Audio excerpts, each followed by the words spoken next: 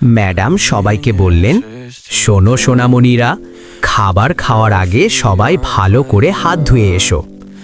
ম্যাডামের কথা শুনে ছোট্ট বানর ছানাটি এবং তার বন্ধুরা বেসিনে হাত ধুতে গেল।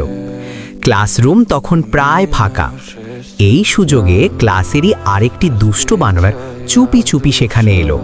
সে হিংসুটে মনে ছোট্ট বানর ছানাটির টিফিন বক্স খুলে তাতে এক গাদা ঝাল গুঁড়ো মরিচ ঢেলে দিল। হাত ধুয়ে সবাই যখন খেতে বসল, বানর ছানাটি তার টিফিন বক্স খুলেই চমকে উঠল। সে দেখল তার সুস্বাদু খাবারে লাল টকটকে গুঁড়ো মরিচ মাখানো। তার খুব খিদে পেয়েছিল, কিন্তু এই ঝাল খাবার তো আর খাওয়া সম্ভব নয়। কষ্টে আর অভিমানে তার দু চোখ দিয়ে টপ টপ করে জল পড়তে লাগলো। কান্না করতে করতে সে তার টিফিন বক্সটি নিয়ে ডাস্টবিনে ফেলে দিল। ঠিক তখনই বিষয়টি ম্যাডামের নিজের টিফিন বক্স থেকে তাকে খাবার খেতে দিলেন। ম্যাডামকে খাবার দিতে দেখে ক্লাসের বাকি সব বাচ্চারাও এগিয়ে এলো।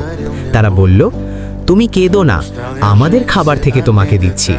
কেউ তাকে কলা দিল, কেউ আপেল দিল, আবার কেউ নিজেদের টিফিন থেকে অল্প অল্প করে খাবার দিয়ে তার বক্সটি ভরিয়ে দিল।